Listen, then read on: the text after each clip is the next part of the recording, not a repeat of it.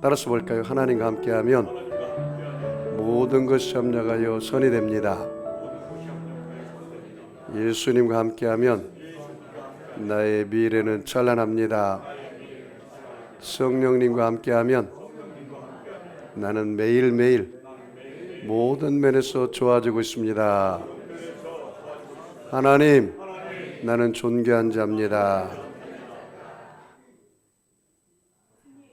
성도야, 너는 존귀한 자다. 사탄아, 나는 존귀한 자다. 예수 이름으로 명하노니 물러가라, 물러가라, 물러가라. 저와 여러분은 존귀한 자처럼 생각하고, 존귀한 자처럼 꿈꾸고, 존귀한 자처럼 믿고, 존귀한 자처럼 말하고, 존귀한 자처럼 행하면 모두 다 존귀한 사람이 됩니다. 자, 가슴에 손을 얹고 따라서 하고 그 다음에 옆 사람을 인사하기 바랍니다. 나의 인생은 예수님의 인생, 복받은 인생, 성공 인생, 승리 인생, 행복한 인생, 잘될 인생입니다. 옆 사람 인사하겠습니다. 시작. 당신의 인생은 예수 인생, 복받은 인생, 성공 인생, 승리 인생, 행복한 인생, 잘될 인생입니다. 여러분 잘될 인생이죠? 한 번 더 인사할까요? 당신을 보니 예수님을 보는 것 같습니다. 맞죠, 여러분? 예, 다시 또 인사하겠습니다. 사랑하며 섬기겠습니다.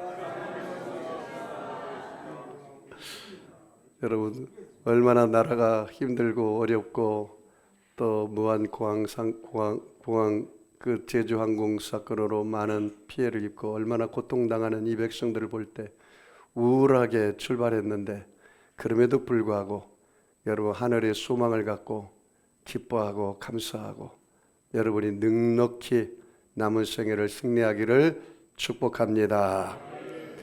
저는 아브라함의 신앙 로드맵 오늘 10단계라는 제목으로 함께 은혜를 나누겠습니다.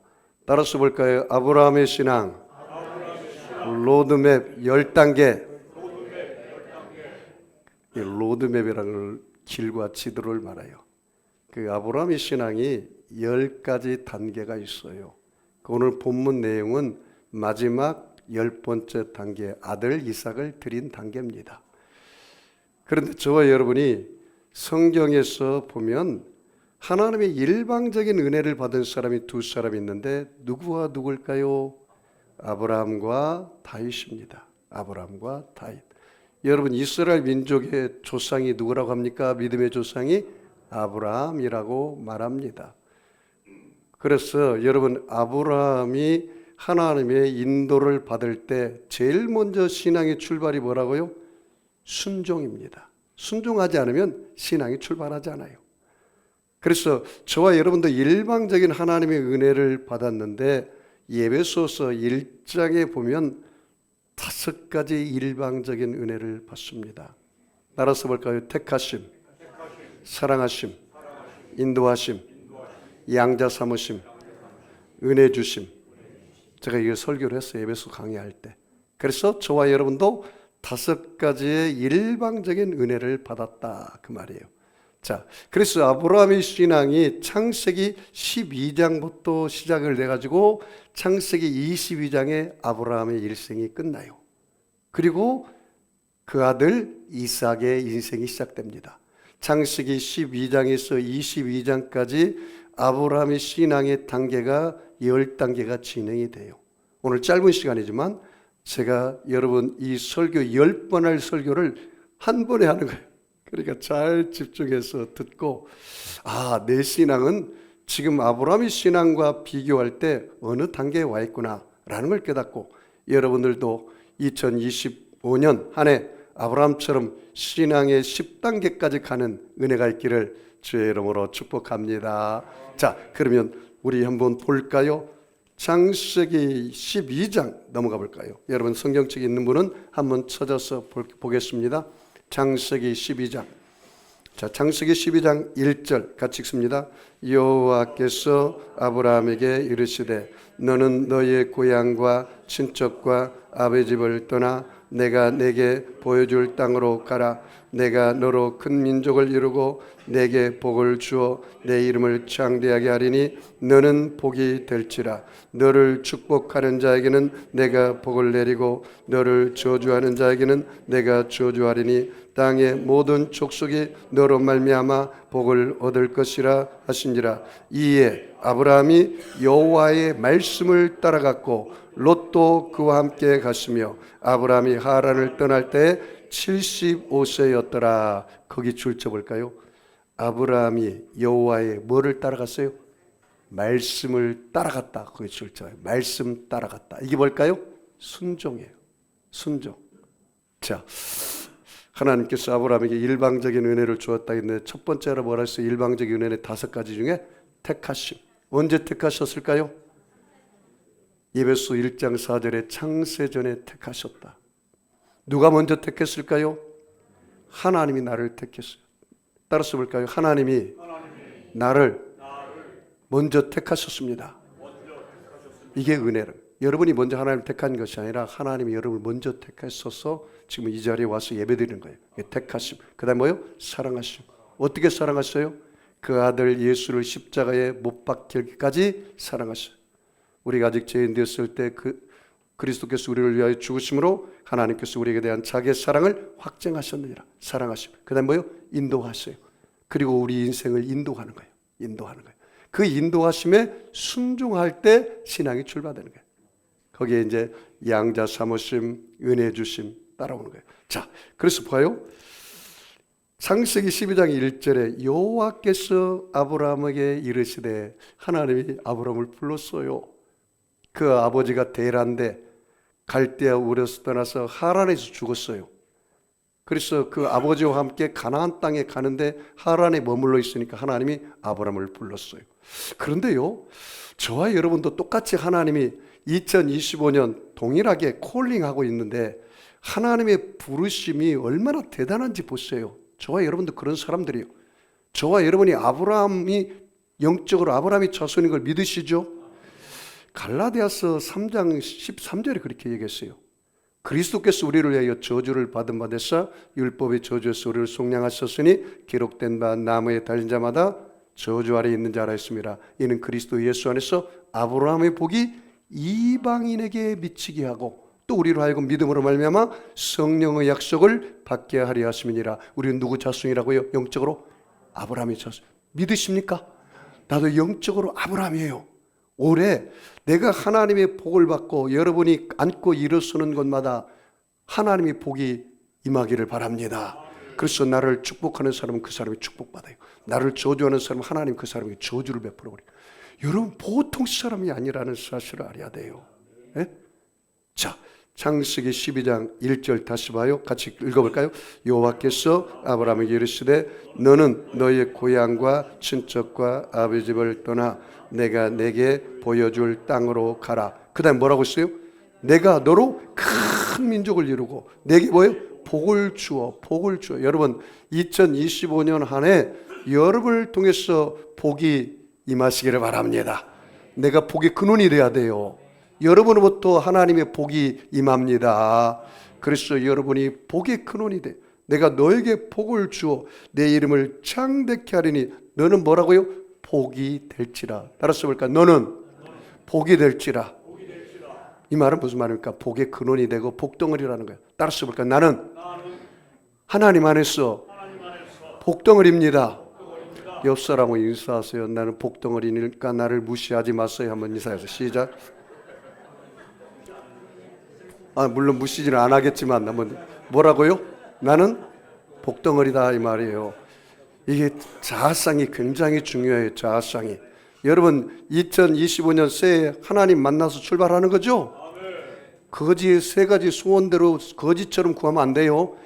저와 여러분은 왕같은 제사장이요 거룩한 나라요 그의 소유된 백성이 되었어요. 따라서 볼까요? 나는 왕자다. 나는 왕비다. 맞죠? 여러분은 하나님께 최고의 걸작품이 되고 보석입니다. 다시 한번 인사하겠습니다. 보석 씨를 만나니 기쁩니다 하면서 시작. 여러분 교회 와서 이렇게 얼마나 위로가 되고 자존감이 높아지고 힘이 되는 말씀을 듣습니까? 여러분 아브라함처럼 저와 여러분이 2025년 살기를 축복합니다. 그래서 여보세요, 너를 축복하는 자에게 내가 복을 내리고 너를 저주하는 자에게 내가 저주하리니 땅의 모든 족속이 너로 말미암아 복을 얻을 것이야. 땅의 모든 족속이 너로 말미암아 복을 받아. 복은 나로부터 시작되는데 내가 복의 근원이기 때문이에요. 그러니까 여러분 다른 사람이 나를 축복하면 당신 하나님이 축복할 겁니다. 나는 복의 근원이거든요. 나를 저주하면 하나님이 당신을 손볼 겁니다. 그렇게 하세요. 왜? 나는 복의 근원이니까. 그래 그 말이거든요. 그래 여러분 옆 사람의 사람을 잘 대접하세요. 그분이 복의 근원이에요. 그분이 아브라함이에요. 영적으로. 여러분 저를 잘 대접하세요. 나도 여러분을 잘 대접하겠습니다. 너는 복의 근원이기 때문에 그렇습니다. 얼마나 놀랍습니까? 그래서 4절 같이 읽어볼까요? 이에 아브라함이 뭐요? 여호와의 말씀을 따라갔다 그 말이에요. 이게 순종이에요. 야, 내가 이 히브리서 11장은요 11장은 믿음의 전당인데 히브리서 11장 8절 말씀 보니까 이렇게 나왔어요. 아브라함의 믿음이 이렇게 나왔어요. 뭐라고 나왔냐면 제가 읽어드릴게요. 믿음으로 아브라함은 부르심을 받았을 때 순종하여 장래의 유업으로 받을 땅에 나아갈새 갈 바를 알지 못하고 나아갔으며 뭐라고요? 갈 바를 알지 못하고 나갔다. 뭐에 순종하고? 하나님의 말씀으로 믿음으로 순종이다 그 말이에요. 그래서 여러분이 올해 하나님 말씀에 아직 순종하지 않은 사람은 신앙이 출발이 안 됐어요. 첫 번째가 뭐라고요? 순종이다 이 말이에요. 순종. 갈 바를 알지 못하나 순종했다. 예수님조차도 하나님 말씀에 순종하며 나아갔습니다. 히브리서 5장 8절에 그가 아들이시면서도 받으신 고난으로 순종함을 배워서 갔다 그 말이에요. 제가 5년 전에 2019년 12월 28일 날 이 교회를 개척하기 전에 제가 기도원에 가서 21일을 금식했습니다. 물만 먹었어요. 음식물 전혀 섭취하지 않고 그 얼굴이 완전히 뼈만 남았더라고. 뼈만 남았어요. 그런데 이 19일째 되는 날 하나님께서 저에게 말씀을 주셨어요. 출애굽기 33장 14절에 내가 친히 가리라 내가 너를 쉬게 하리라.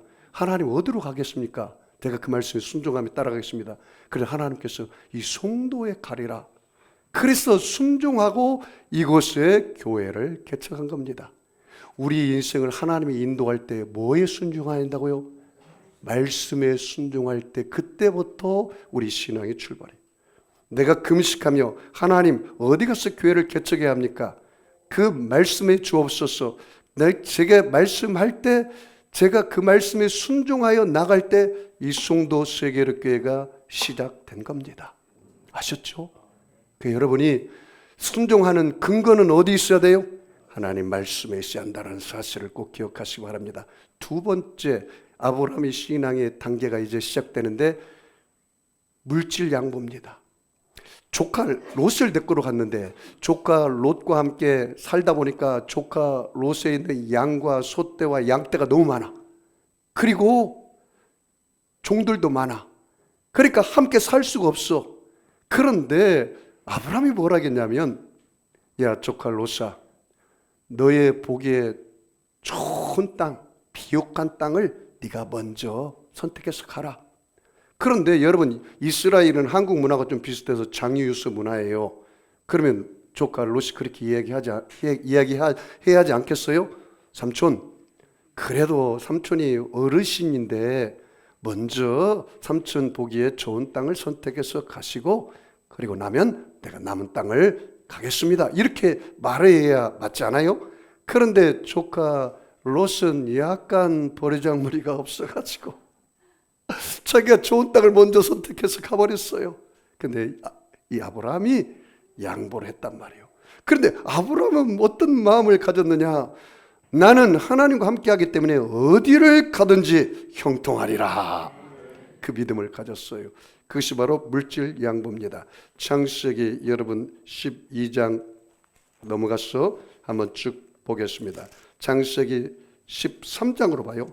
창세기 13장 자 9절 같이 읽습니다. 13장 9절 내 앞에 온 땅이 있지 아니하냐 나를 떠나가라 내가 좌하면 나는 우하고 내가 우하면 나는 좌하리라. 그 아브라함이 조카 롯에게 이야기했어요. 그랬더니 조카 롯이 봐요. 10절 말씀 보니까 이에 롯이 눈을 들어 요단 지역을 바라본 적 수알까지 온 땅이 물이 넉넉하니 여호와께서 소돔과 고모라를 멸하시기 전이었으므로 여호와의 뭐 같아요? 동산 같고 그 다음에 애굽 땅과 같이 같았더라. 애굽에는 나일강이 흘러가서 비옥한 땅이에요. 그래 너무 아름다운 땅이라 이 소돔 땅에 지금으로 보면 최고의 첨단 문화가 있는 곳이고 농사짓기에 너무 좋은 땅이에요. 그러니까 삼촌 나보다 먼저 선택하라고요? 얼씨구나 좋다고 그 소돔 땅을 가버렸어요. 그랬더니 이제 하나님께서 아브라함에게 나타나서 말합니다. 자 14절 같이 읽겠습니다. 창세기 13장 13절 14절이요. 롯이 아브라함을 떠난 후에 여호와께서 아브라함에게 이르시되 너는 눈을 들어 너희 있는 곳에서 북쪽과 남쪽 그리고 동쪽과 서쪽을 바라보라. 보이는 땅을 내가 너와 내 자손에게 주리니 영원히 이르리라. 이야 여러분 여기 뭐라 했냐면 눈을 들어 너 있는 곳에서 동서남북을 바라보라. 보이는 땅을 내가 너와 내 자손에게 주리라. 올해 여러분 영적인 눈을 떠서 여러분 동서남북을 바라보세요.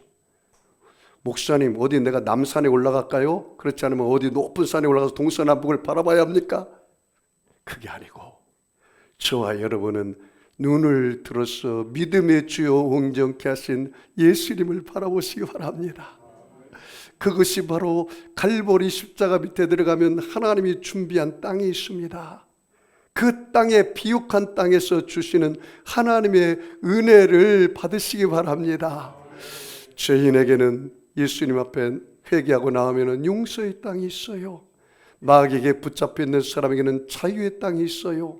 병 걸려 있는 사람에게는 예수님이 채찍에 맞음으로 낫는 치료받는 치료의 땅이 있어요. 저주 가운데 있어서 하는 것마다 안 되는 사람에게는 하나님의 복의 땅이 있어요. 예수님이 가난하게 됐으면 예수님의 가난함으로 인하여 우리로 부유케 한다겠어요. 문제에 시달려 있는 사람에게는 예수 이름으로 기도하면 응답의 땅이 있어요. 절망에 있는 사람에게는 예수님 하나 오면은 절망이 소망으로 변하는 소망의 땅이 있어요. 죽음에 두려워하는 사람에게는 예수를 믿으면 예수를 살리신 영이 너희도 살리겠다는 부활 영생 천국의 땅에 있습니다. 여러분 올해 좀 눈을 들었어요. 여러분 눈을 들었어. 여러분이 육신의 눈으로 보지 말고 하나님의 눈으로 하나님의 시각으로 여러분을 보기는 순간 여러분의 인생이 달라집니다. 저와 여러분은 이 성경에서 하나님이 말씀하시는 그런 사람입니다. 이 성경에서 말씀하신 복이 저와 여러분의 것입니다. 믿으시죠? 그걸 볼 줄 알아야 돼요. 내가 병들었으면 여기 성경에 있는 치료의 말씀을 찾으세요. 그게 내 거야. 동서남북을 바라보고 가져야 돼요. 여러분이 목사님 내가 올해는 정말 큰 물권의 복을 받기를 원합니다. 성경에 다 기록되어 있어요. 성경에 30배, 60배, 100배 약속되어 있고 여러분이 신명기 1장 11절 말씀은 내가 현재보다 1000배의 복을 준다 했어요. 그걸 받으세요. 재물 얻을 능을 주겠다고 여러분 신명기 8장 18절에 얘기했어요. 내가 너희에게 만배의 복을 주겠다고 시편 144편에 얘기했어요. 우리 양과 외양간의 송아지와 밭의 소출이 천천을 이루고 만만을 이룬다 했어요. 그것이 내 거야.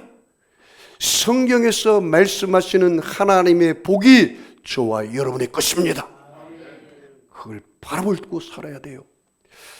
그래서 여러분 이 아브라함은 물질 양보를 했어요. 세 번째 순서대로 쭉 이야기하면 아브라함이 순종해서 따라갔어요. 첫 번째가. 두 번째가 물질 양보예요. 세 번째가 원수 사랑이에요. 네 번째가 예수님을 만나요. 다섯 번째가 11조 신앙이에요. 여섯 번째가 예배 때 성령의 불을 받아요. 일곱 번째가 아브라함이 아브라함으로, 사라가 사라로 복을 주기 전에 말을 바꿔줘요. 열국의 아버지, 열국의 어머니. 그 다음에 여덟 번째가 마음 할례를 통해서 정말로 사람이 변화해야 한다는 것을 가르쳐줘요. 아홉 번째가 중보기도, 열 번째가 아들 이삭 들여서 죽은 자를 살리는 부활신앙, 순교의 신앙입니다. 그 다음에 세 번째가 뭐라고요? 원수사랑입니다. 자, 14장에 보면 원수사랑이 나오는데, 여러분 그 조카 롯이 어디에 산다고 했어요?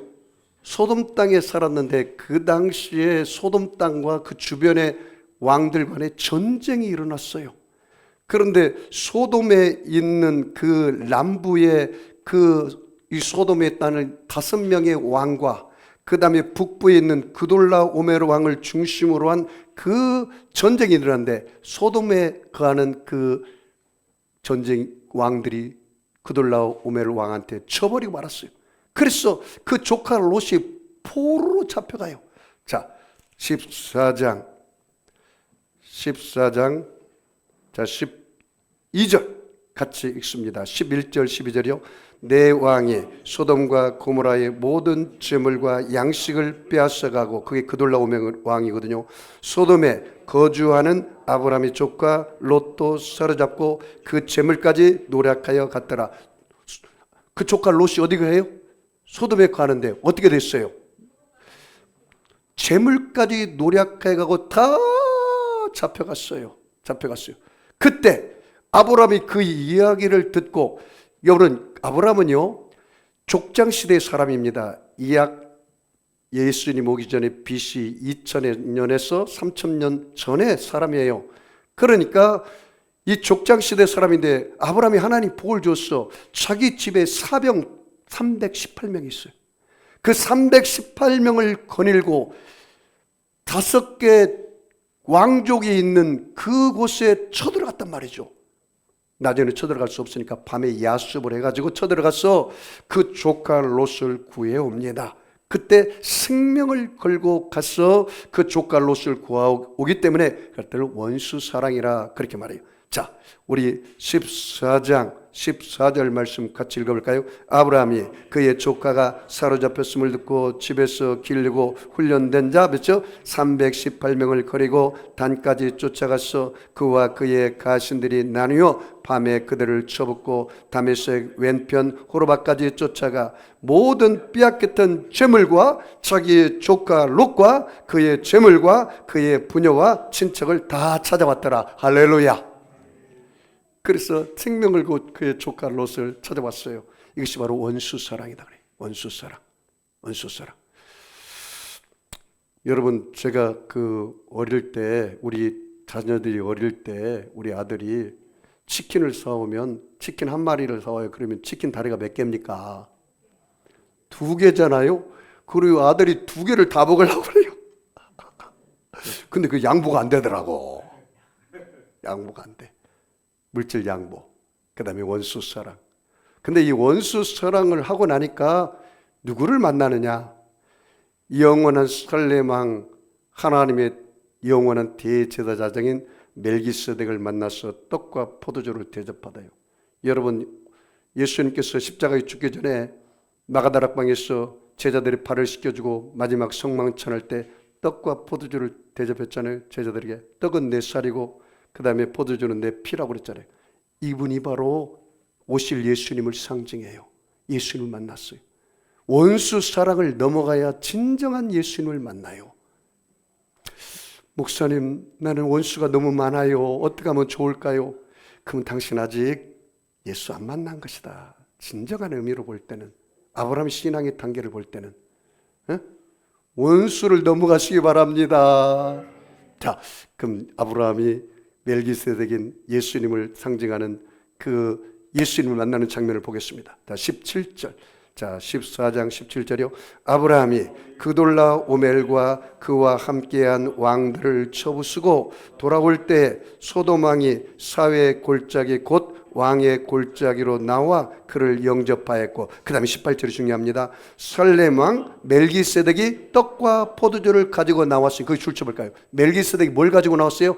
떡과 포도주. 예수님이 떡과 포도주로 제자들을 준 것처럼 이렇게 왔어요. 이분이 바로 영원한 대제사장인 예수님을 상징하신 분이에요. 자, 봐요. 다시 읽까요? 살렘 왕 멜기세덱이 떡과 포도주를 가지고 나왔으니 그는 지극히 높으신 뭐라고요? 하나님의 제사장. 거기 줄 쳐볼까요? 어느 제사장이라는 게 하나님의 제사장이에요. 하나님의 제사장. 예수님은 어느 나라 제사장이에요? 하나님의 제사장이잖아요. 히브리서에 보면은 멜기세덱이 예수님의 징표라고 이야기하고 있어요.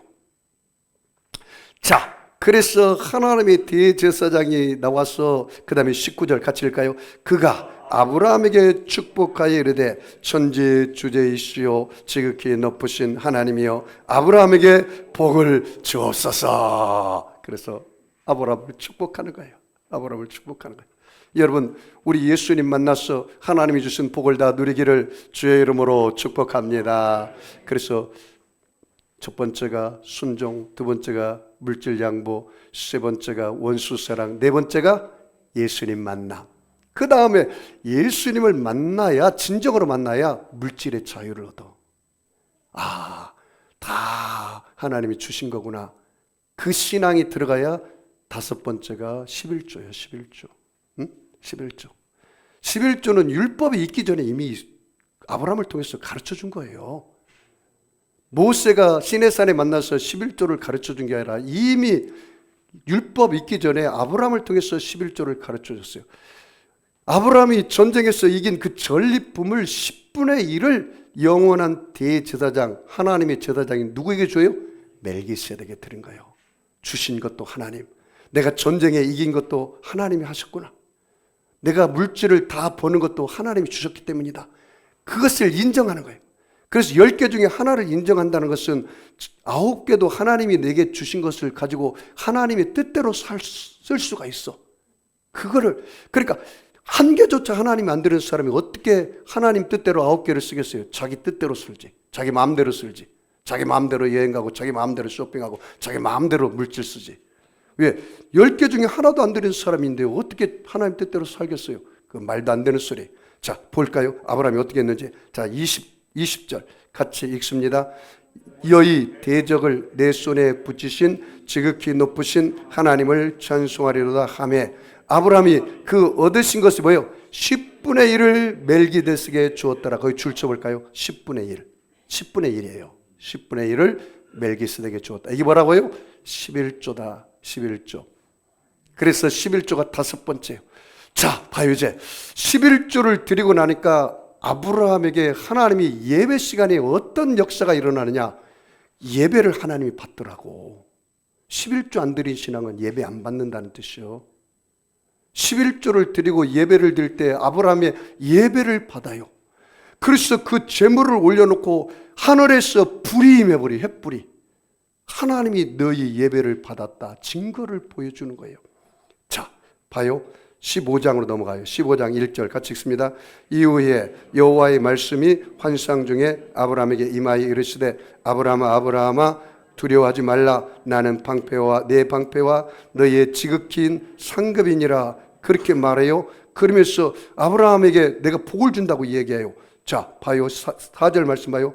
여호와의 말씀이 그에게 임하여 이르시되 이 사람이 내 상속자가 아니라 내 몸에서 날 자가 내 상속자가 되리라 하고. 자, 5절이요.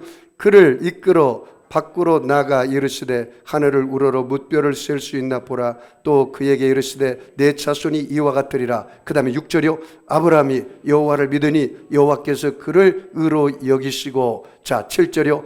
또 그에게 이르시되 나는 이 땅을 내게 주어 소유를 삼게 하려고 너를 갈대아 우리에서 이끌어낸 여호와라.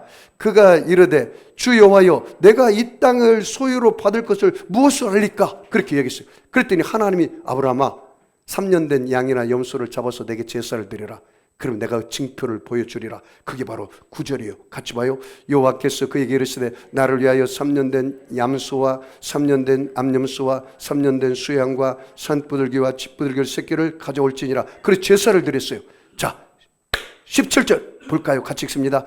해가 졌어 어두울 때 연기 나는 화로가 보이며 타는 횃불이 쪼갠 고개 사이로 지나가더라. 그 횃불이라는 단어 쓰죠. 한 번도 이런 적이 없는데 하늘에서 횃불이 내려와 버렸어. 그리고 그 제사에 불이 임해가지고 그 제사를 하나님 받으셨다는 거예요. 이게 성령불이요. 성령불. 물과 성령으로 거듭나지만 하나님 나라 갈 수가 없어요. 이 성령불을 받고 나서 아브라함 인생을 완전히 하나님께서 팔자를 바꿔. 인생의 터닝 포인트가 7번째야. 성령불 받지 않으면 팔자가 안 바뀌는데, 그런데 예배 시간에 성령의 불이 받는데 5번째 11주를 드리고 나니까 6번째 단계에 예배 드릴 때 내 마음의 재단에 불이 임했단 말이에요. 불이. 그리고 나서 하나님의 음성이 들려요. 너 팔자를 내가 바꿔주겠다. 그게 7번째예요. 아브라함, 고귀한 아버지에서 아브라함, 열국의 아버지, 사레, 나의 공주. 공주가 어떻게 아기를 낳습니까? 이름 바꿔줘요. 사라, 열국의 왕비. 바꿔줘요. 그러니까 하나님이 내게 복을 주려면 내 말을 먼저 바꿔줘요. 예수를 믿는데도 여전히 부정적인 말, 부정적인 언어, 이 사람은 하나님 복 받지 못해요. 복 받지 못해요. 7번째 바꿔준 게 아브라함에게 말을 바꿔줬다는 사실이에요. 이 뇌세포의 98%는 어느 중추신경의 영향을 받기 때문에 그래요. 자, 바꿔주는 걸 한번 내용을 볼까요? 17장으로 봐요. 자, 창세기 17장 1절 같이 읽을까요? 아브라함이 99세 때에 여호와께서 아브라함에게 나타나서 그에게 이르시되 나는 전능한 하나님이라 너는 내 앞에서 행하여 완전한. 자, 봐요. 아브라함이 사라와 결혼해가지고 24년이 됐는데도 얘기가 없어. 그런데 이제는 성령불 받았잖아요. 하나님 팔자를 바꾸려고 뭐라 했냐면 아브라함아 나는 전능한 하나님이다. 엘사다이 하나님이다. 죽은 자를 살리고 없는 것을 있는 것처럼 부른다. 너의 아내가 경수가 끊어졌지? 너도 남자로서 구실을 못하지? 그런데 내 전능한 하나님이기 때문에 내가 너 팔자를 바꾸겠다. 너의 인생을 터닝 포인트로 만들겠다. 너의 삶을 바꾸겠다. 180로 바꾸겠다. 그러면서 난 전능한 하나님이다. 그러면서 뭐라 하겠냐면 너의 이름을 바꿔라. 그렇게 말합니다. 5절 같이 읽어볼까요? 이제 후로는 내 이름을 아브라함이라 하지 아니하고 뭐라고요? 아브라함 하리라 하리니 이는 내가 너를 여러 민족의 아버지가 됨이라. 너의 이름을 바꿔라. 여러 민족의 아버지다.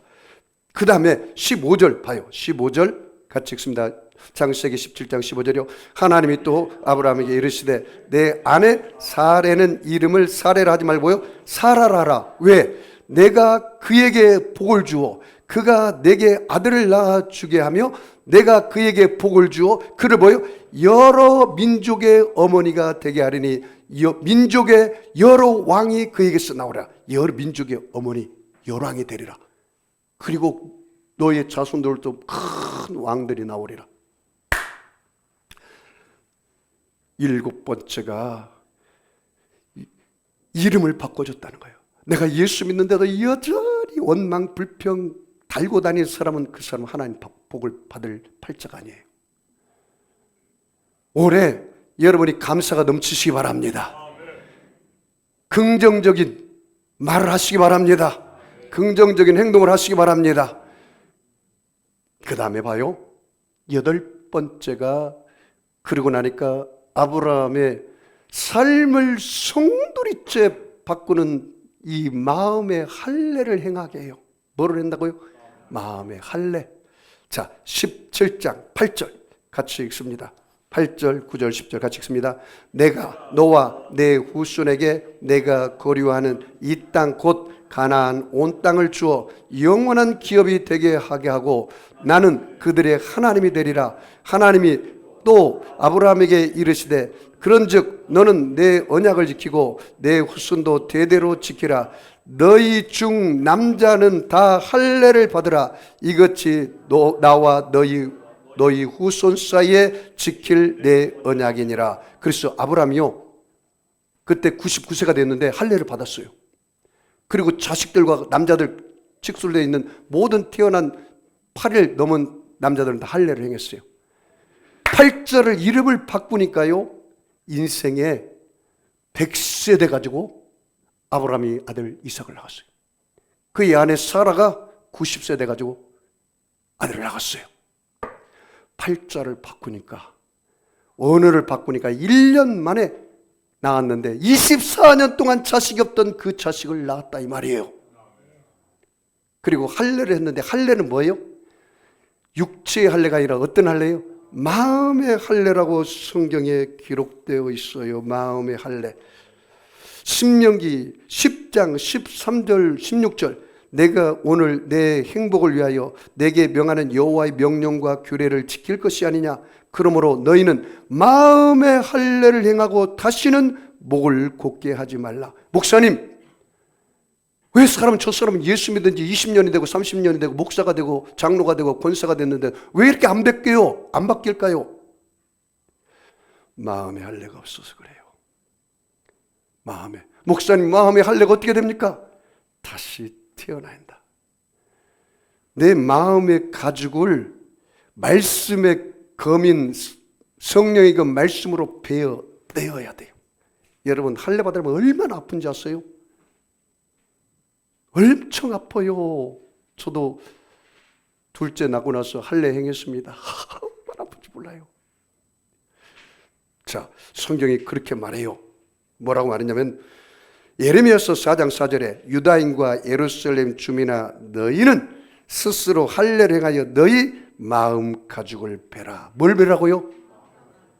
마음이 안 변하면 안 변해. 사람 여전히 그대로야. 그 사람이 목사인데도 안 변하면 그 하나님이 쓰시겠어요?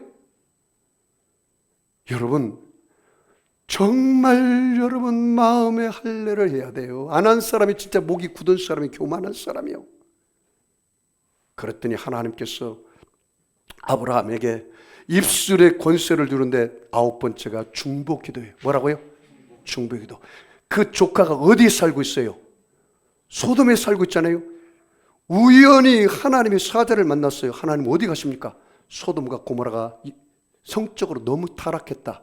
창세기 보니까 나와요. 남자끼리 관계를 갖고 여자끼리 관계를. 이게 뭐예요? 동성애예요. 동성애. 그 당시에도 동성애가 있었어.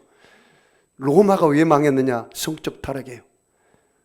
이 나라가 망할 징조는 동성애법이, 포괄적 차별법이 국회에 통과되는 망한 징조예요. 그거는. 그걸 생명 걸고 막아야 돼요. 하나님이 가장 싫어하는 거예요. 그때 하나님께서 이 조카 롯이 소돔 땅에 있는 것을 알고 아브라함이 하나님, 의인과 악인을 멸망하는 것이 하나님의 뜻입니까? 기도라는 것은 하나님의 뜻을 묻는 거예요. 일방적으로 내 거 주세요, 내 거 주세요. 그게 아니에요. 기도는 아셨죠? 아브라함이 그렇게 기도를 했어요. 그랬더니 하나님, 거기에 의인 50명만 있어도 멸망시킬 겁니까? 하나님, 안 시킬 것이다. 40명 안 시킬 것이다. 30명 안 시킬 것이다. 20명 안 시킬 것이다. 10명만 있어도 내가 소돔과 고모라를 멸망시키지 않겠다고 말씀하셨어요. 자, 여러분, 창세기 18장 23절 같이 읽습니다.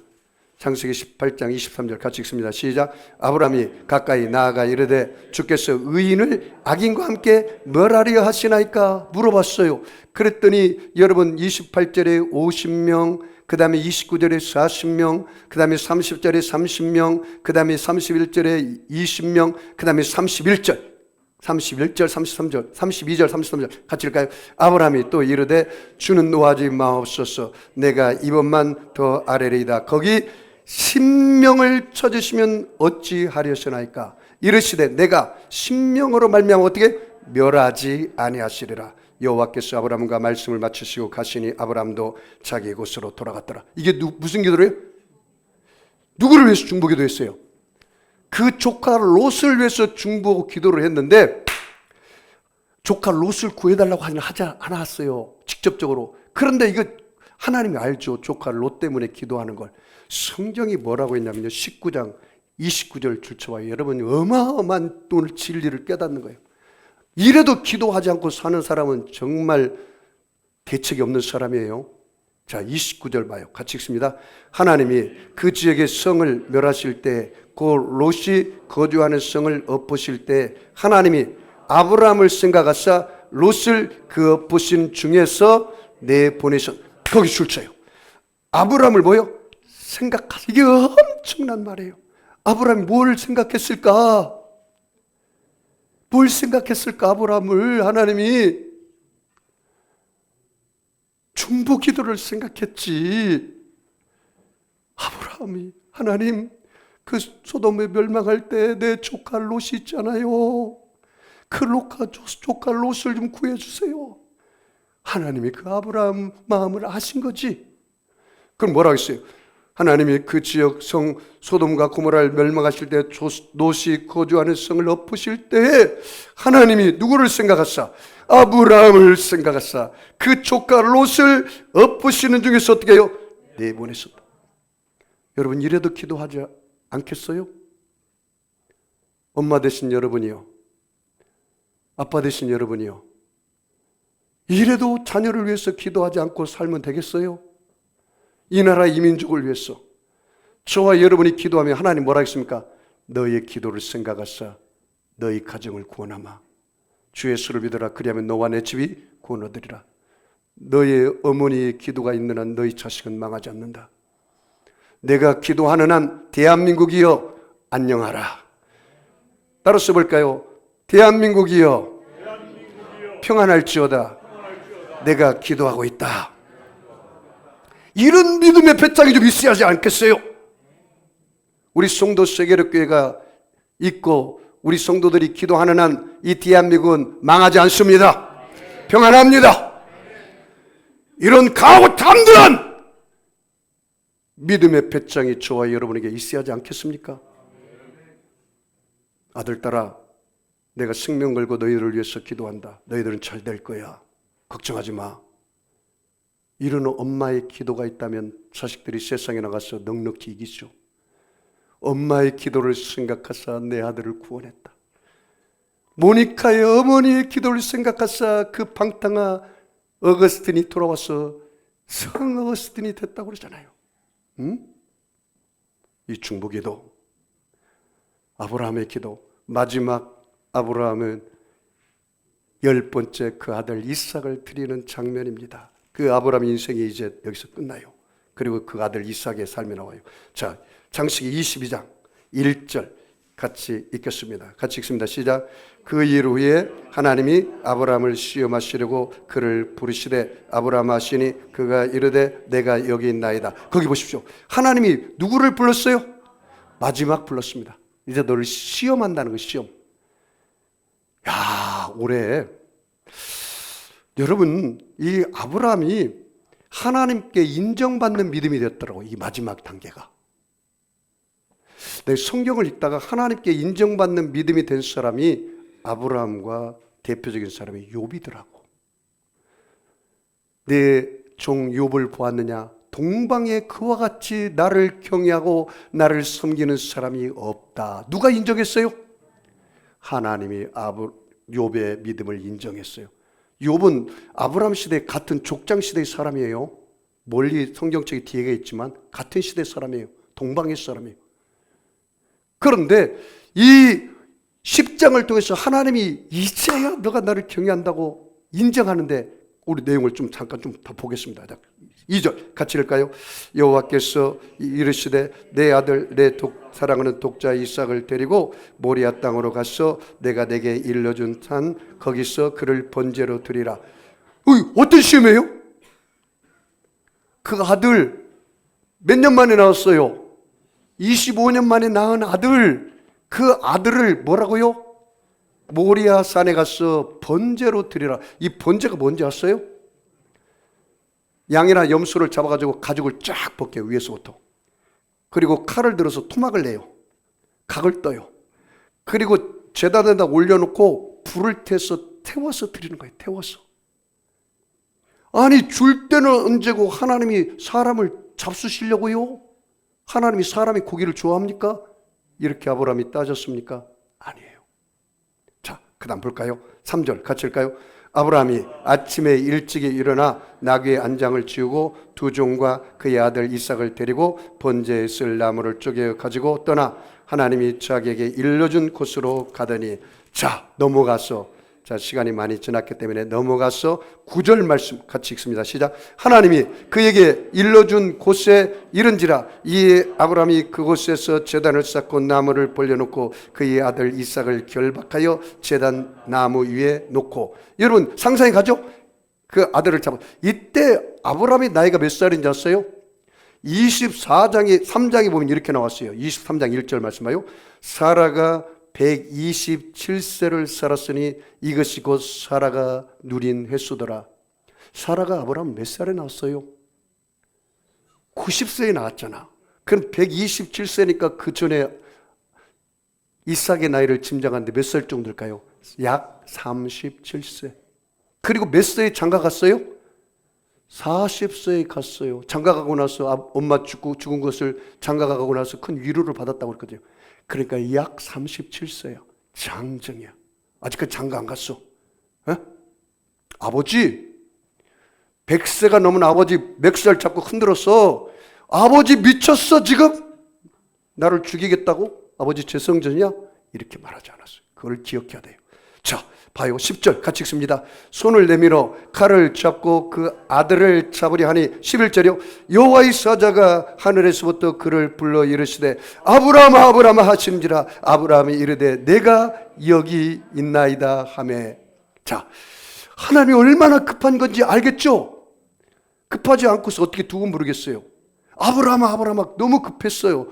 자 12절 같이 읽습니다. 이게 가장 중요한 구절입니다. 같이 읽을까요? 사자가 이르되 그 아이에게 내 손을 대지 말라. 그에게 아무 일도 하지 말라. 내가 내 아들 내 독자까지도 내게 아끼지 아니하였으니 내가 이제야 내가 하나님을 경외하는 줄 아노라. 누구의 인정을 받았어요? 하나님께 인정받는 믿음이 됐어요. 자 여기 거기 줄 쳐볼까요? 너가 좀 바꿔볼까요? 너가 너의 아들 너의 독자까지도 내게 하나님께 아끼지 아니하였으니 하나님이 내가 이제야 너에게 너가 하나님을 경외하는 줄을 아노라. 그리고 나니까 하나님께 인정받는 믿음이 됐어요. 그리고 나니까 13절 같이 읽습니다. 시작. 아브라함이 눈을 들어 살펴은즉 한 수양이 뒤에 있는데 뿔이 수풀에 걸려 있는지라 아브라함이 가서 그 수양을 가져다가 누구 대신? 아들 대신 번제로 드렸더라. 무슨 말인지 알겠죠? 하나님이 진짜 아들을 잡숴 먹기 위해서 번제로 드리라는 것이 아니라는 사실을 알아야 돼요. 시험이라고 그랬잖아요. 자 14절 같이 읽습니다. 시작. 아브라함이 그 땅 이름을 여호와 이레라 하였으므로 오늘날까지 사람들이 이르기를 여호와의 산에서 준비되니라. 그래서 여호와 이레 일생을 준비했는데요. 이 일을 통해서 하나님이 아브라함을 인정하고 나서 하나님께서 아브라함에게 복을 약속해요. 놀랍게 약속해요. 자 15절 말씀 봐요. 여호와의 사자가 하늘에서부터 두 번째 아브라함을 불러 이르시되 여호와께서 이르시되 내가 나를 가리켜 맹세하노니 내가 이같이 하여 내 아들 독자까지도 아끼지 아니하였은즉 17절이요. 같이 읽습니다. 내가 내게 큰 복을 주고 내 씨가 크게 번성. 내 씨가 누구예요? 아들 이삭. 이게 아브라함도 복을 주고 또 누구요? 그의 아들 이삭도 복을 주겠다는. 같이 읽을까요? 내 씨가 크게 번성하여 하늘의 별과 같고 바닷가의 모래 같게 하리니 내 씨가 그의 대적의 성문을 차지하리라. 자 18절이요. 또 내 씨 이삭으로 말미암아 천하 만민이 복을 얻으리니 이는 내가 나의 말을 준행하였음이니라 하셨다니라. 그 준행이라는 말을 붙여봐요. 하나님 말씀대로 순종하고 살았다.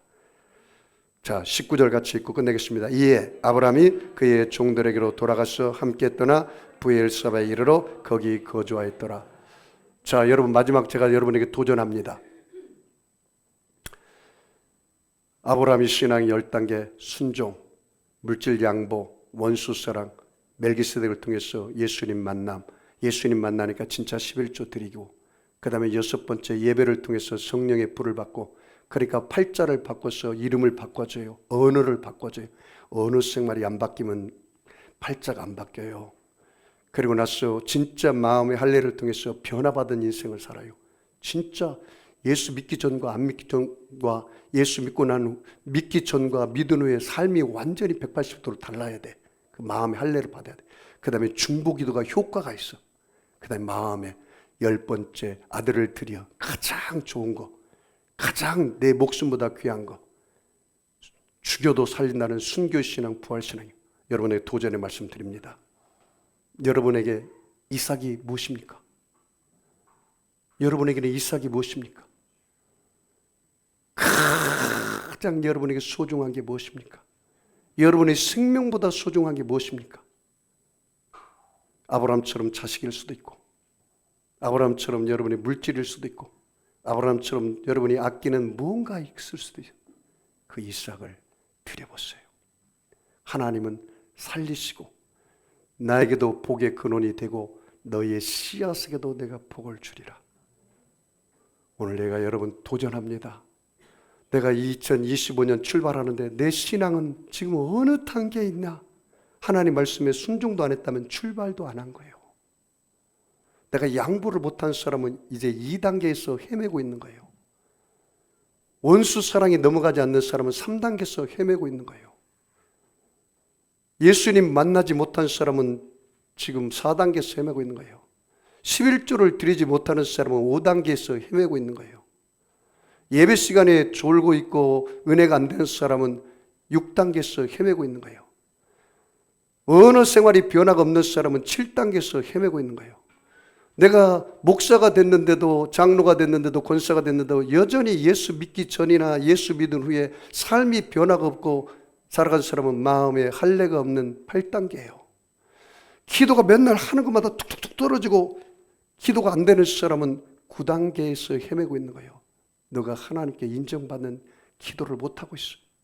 그 다음에 10단계, 정말로 내가 가장 소중한 것은 하나님께 드릴 수 있는 믿음이 돼야 하는데 쓰다만 것 나머지 부스러기는 하나님께 드리고, 이런 사람은 하나님께 이삭을 드리지 못한 단계예요. 사랑하는 성도 여러분, 내 신앙이 몇 단계입니까? 오늘 깊이 반성하고 오늘 이 성찬에 참여하는 저와 여러분 되기를 주의 이름으로 축원합니다. 우리 아픈 사람 아픈 자리에 손 얹으시고 마음에 수원이 있는 사람은 가슴에 손 얹으시기 바랍니다. 먼저 제가 여러분을 위해서 축복기도 하고 성찬에 참여하겠습니다. 전능하신 아버지 하나님, 예수님의 피 묻은 손으로 저들의 머리끝에서 발끝까지 안수하여 주시옵소서. 예수님이 찢기신 그 살을 먹고 예수님이 흘리신 그 보혈을 마실 때 예수님과 우리가 한 몸이 되게 하여 주시옵소서.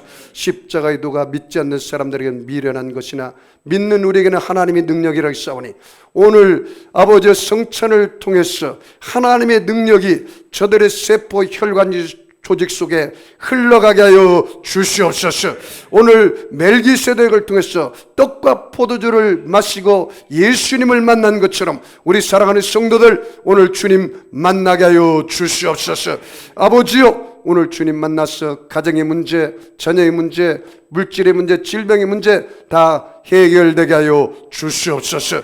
내가 나사렛 예수 이름으로 명하고 선포하노니 모든 병만은 각 사람 몸에서 묶음을 받고 떠나갈지어다. 병만은 물러갈지어다. 악의 세력은 빠져나갈지어다. 하나님 아버지, 2025년 한 해는 아브라함처럼 갈 바를 모르지만 하나님 말씀을 따라 순종하는 믿음으로 나아가게 하여 주시옵소서. 성찬의 축복이 임할지어다. 모든 병든 사람은 고침받을지어다. 문제는 해결될지어다. 이 성경의 이 약속의 말씀의 복이 바로 저와 우리 성도들의 것입니다. 누리게 하여 주시옵소서. 축복하며 감사하며 예수님의 이름으로 기도합니다.